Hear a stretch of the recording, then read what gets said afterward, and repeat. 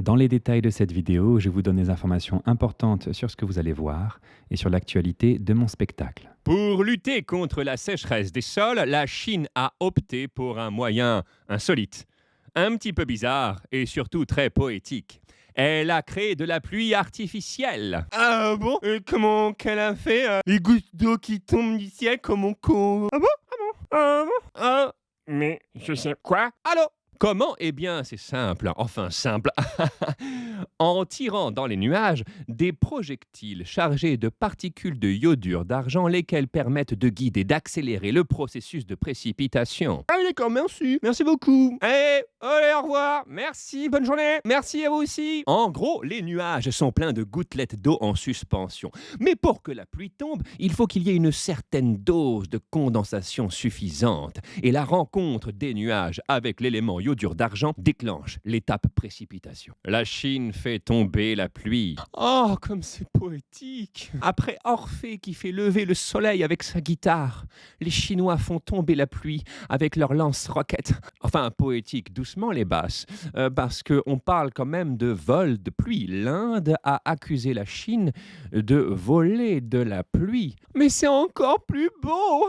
On a déjà entendu des gens qui voulaient décrocher la lune, voler les étoiles, mais on n'a jamais entendu parler de gens qui voulaient voler la pluie. Kezako, vol de pluie, qu'est-ce que ça veut dire, voler la pluie? Kezako. Eh bien, ce que je comprends, moi, personnellement, c'est qu'un nuage contient un certain potentiel de précipitation. Le nuage se gonfle d'un certain volume de pluie.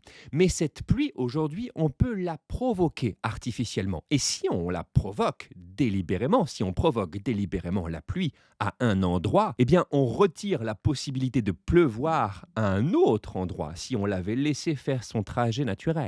Ayant vidé le volume de pluie que portait un nuage, on sape les précipitations à un endroit qui lui était destiné naturellement. Grâce aux informations qu'on peut avoir aujourd'hui sur les mouvements de la météo, l'intensité, la direction du vent, la température, etc., on peut accuser un pays ayant eu recours à la création artificielle de pluie d'avoir volé cette pluie, puisque ce pays aurait court-circuité le processus et le parcours naturel des nuages, qui n'auraient fait que passer sur leur territoire et qui auraient généré de la pluie, des précipitations sur le nôtre. Et comme aujourd'hui, on est content quand il pleut parce que c'est de plus en plus rare et qu'il fait de plus en plus chaud, eh bien, cela peut devenir géopolitiquement un sujet brûlant aux enjeux torrentiels.